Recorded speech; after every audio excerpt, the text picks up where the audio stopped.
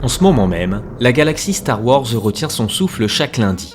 Avec la diffusion de la série Maul, Seigneur de l'Ombre sur Disney+, on assiste à un véritable miracle. Je vais être honnête avec vous, cette série est un banger absolu. Elle vient, à mon sens, sauver une grande partie du travail parfois catastrophique de Disney sur la licence, notamment, on le sait, avec la postologie. Enfin, en tout cas, c'est mon point de vue. Ici, on a enfin le droit à quelque chose de mature, de dynamique, dans une intrigue viscérale et addictive qui s'inscrit dans la veine et dans l'héritage le plus pur de The Clone Wars. Et que dire des nouveaux visages? L'introduction de personnages secondaires comme le mercenaire Two Boots ou l'énigmatique capitaine Lawson apporte une vraie fraîcheur. Ils sont originaux, ils sont bien écrits et gravitent parfaitement autour d'un Maul brisé par l'Ordre 66, forcé de rebâtir son syndicat du crime sur la planète Janix.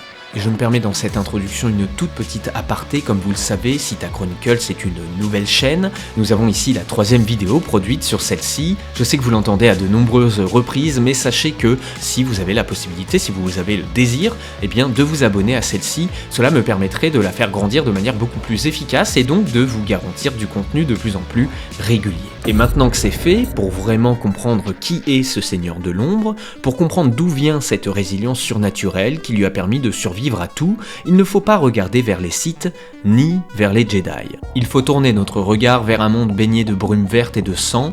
Aujourd'hui, nous plongeons dans les secrets occultes de Dark Maul et dans l'héritage terrifiant de la magie de Dathomir.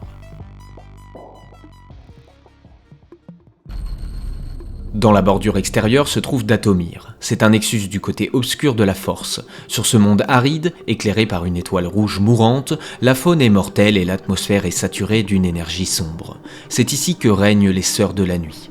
Dans l'univers canon, les Sœurs de la Nuit ne sont pas des Sith, elles utilisent le côté obscur d'une manière totalement différente, par le biais de ce qu'elles appellent la magie. À leur tête se trouve une matriarche redoutable, la mère Talzin. La société de Dathomir est donc un matriarcat absolu. Les femmes manient la magie, et les hommes, eux, sont les frères de la nuit, des abraques dathomiriens élevés uniquement pour être des guerriers serviles.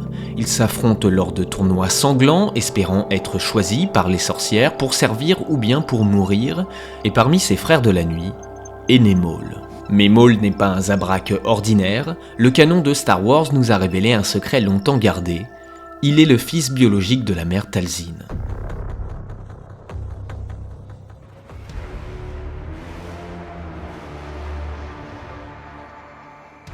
L'histoire occulte de Maul commence par une trahison.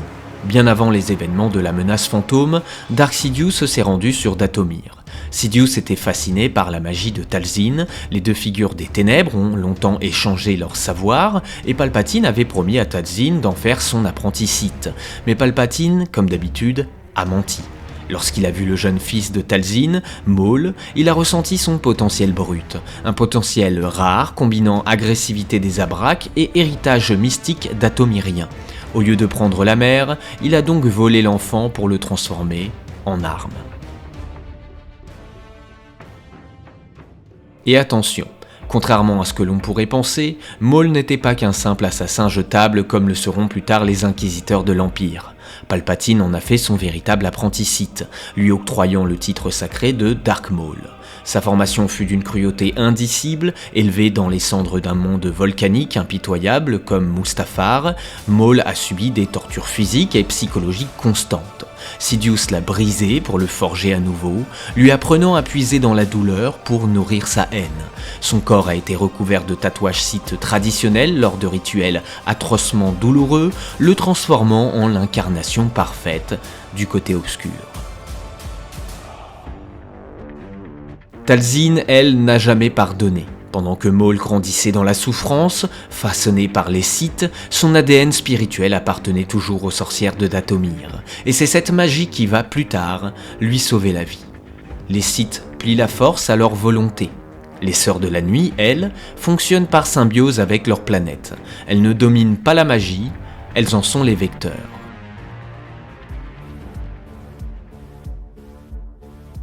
Couper un homme en deux, il meurt. Couper un Sith en deux, sa haine pourra le maintenir en vie pendant un certain temps. Mais Dark Maul, lui, a survécu plus d'une décennie dans les poubelles de l'Auto Minor parce qu'il est l'enfant de Licor. Comment a-t-il pu survivre à la chute mortelle sur Naboo ? en utilisant sa haine pure comme un bouclier.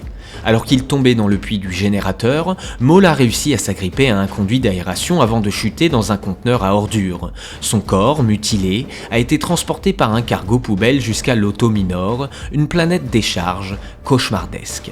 Là, sombrant dans la folie, déchiré par la douleur et par la paranoïa, il a utilisé la force de manière instinctive pour amalgamer des débris de métal et de carcasses de droïdes, se forgeant un bas de corps arachnéen terrifiant. Pendant 12 ans, nourri de vermine par un anaconda opportuniste nommé Morley, son esprit s'est fracturé. Seule son obsession maladive de se venger d'Obi-Wan Kenobi pouvait le maintenir en vie. Et c'est là qu'intervient l'Icor spirituel, cette brume d'un vert éclatant qui émane de Dathomir. C'est la matérialisation physique de la magie. Contrairement aux Jedi, ou bien encore aux Sith, les Sœurs de la Nuit, elles, utilisent l'Icor comme une substance tangible pour matérialiser des armes ou bien encore altérer la biologie. On l'a vu avec Savage Opress, le frère de Maul, que Talzin a muté en une bête de guerre gigantesque. C'est d'ailleurs lorsque Savage, envoyé par sa mère, retrouve Dark Maul, son frère, devenu cinglé sur Loto Minor, que la magie va dévoiler son pouvoir le plus terrifiant. C'est en ramenant Maul sur Dathomir auprès de leur mère, la mère Talzin donc, que celle-ci va orchestrer un rituel occulte. Elle utilisera l'Icor pour extraire littéralement la folie de l'esprit de son fils, elle détruit les prothèses arachnéennes et lui forge de nouvelles jambes cybernétiques. Maul renaît.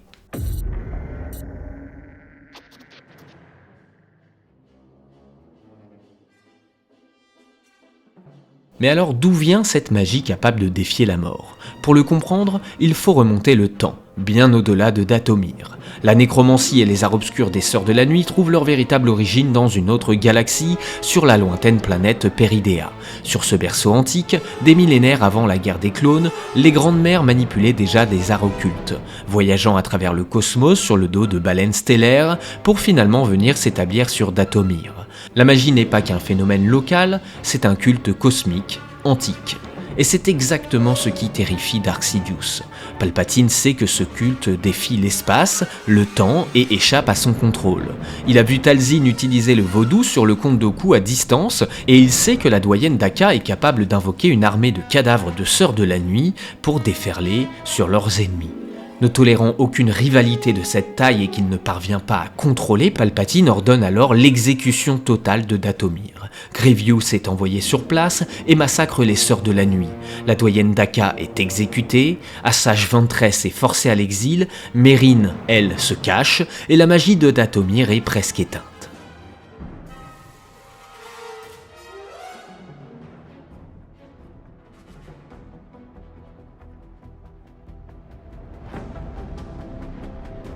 Un chapitre crucial du canon se trouve dans les comics Fils de Dathomir. Après la destruction de son monde, Maul va donc rassembler des forces criminelles. Il fonde l'une des alliances les plus redoutables de la galaxie, le Collectif des Ombres. Sous sa bannière, il réunit les puissants super-commandos mandaloriens de la Dead Watch, le tristement célèbre syndicat des Pikes, l'organisation du Soleil Noir et les guerriers survivants des Frères de la Nuit. L'audace tactique de Maul culmine lors d'un piège magistral tendu sur la planète Ord Mantell. Utilisant ses Mandaloriens et ses forces criminelles, Maul parvient à l'impensable. Il capture simultanément le général Grievous et le comte Dooku. Avec ses précieux prisonniers, Maul se retranche sur Dathomir, et c'est ici que l'occulte prend tout son sens. À cette époque, Mère Talzin avait perdu son corps physique lors d'un précédent affrontement. Elle n'est plus qu'un esprit immatériel, au cœur des ruines, elle commence alors un rituel terrifiant. Elle possède littéralement le corps du comte Dooku. Son but est de drainer son énergie vitale tel un parasite, afin de forcer la magie à lui recréer une forme physique. Mais Sidious débarque en personne. Sans hésiter, il foudroie le corps de Dooku avec des éclairs pour forcer Talzin à en sortir. Acculée, la sorcière quitte l'enveloppe du comte, mais elle a tout juste eu le temps d'absorber assez d'énergie pour se matérialiser physiquement in extremis. Pendant quelques instants décisifs, elle redevient donc tangible. S'ensuit un duel épique, Sidious, rapidement aidé par un Dooku qui a repris ses esprits, déchaîne un torrent continu d'éclairs bleus. Talzin encaisse et génère un immense bouclier d'icor vert, mais la puissance combinée des deux Sith est trop grande. Voyant alors la fin inévitable, Talzin fait le sacrifice ultime. Elle concentre toute sa magie pour repousser les attaques et ordonne à Maul de fuir. Traîné de force vers son vaisseau par ses lieutenants mandaloriens, Maul hurle de rage. Toute l'attention de Talzin était fixée sur les Sith et c'est à cet instant précis que le général Grievous passe à l'action. Il sprint, contourne le bouclier magique et profite de l'immobilisation de la sorcière pour transpercer de part en part son corps fraîchement recréé. La lame lui ôte la vie et la magie qui maintenait cette enveloppe charnelle temporaire se dissipe instantanément. Sous les yeux impuissants de son fils, le corps de Talzin se pétrifie avant de s'évaporer en une épaisse brume verte. Palpatine lui a volé son enfance, l'Empire lui a volé son peuple, sa mère et son monde. Maul a passé sa vie à chercher des responsables, mais l'apogée de cette tragédie ne se trouve pas dans son syndicat du crime, elle se trouve sur les sables brûlants de Tatooine. Des années plus tard, un Maul vieillissant et épuisé traque une dernière fois son némésis de toujours, Obi-Wan Kenobi.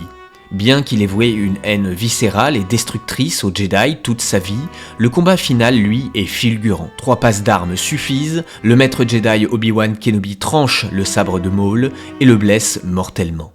Mais c'est à cet instant précis, en s'effondrant dans les bras de l'homme qu'il a haï toute sa vie, que Maul trouve enfin la clarté. Obi-Wan le réconforte, lui confirmant qu'il veille sur l'élu.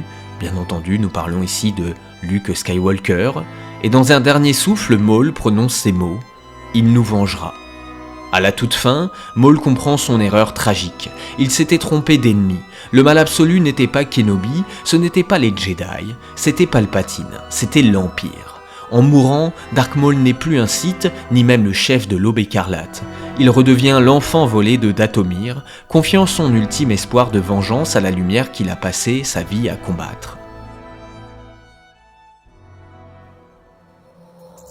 Si cette plongée dans l'histoire tragique de Maul vous a plu, n'oubliez pas de lâcher un like et de vous abonner. Dites-moi dans l'espace commentaire ce que vous pensez des épisodes de Maul sur Disney+ actuellement, et si ce personnage de Dark Maul finira par trouver un jour la paix dans vos cœurs de fans. Merci beaucoup et à très vite.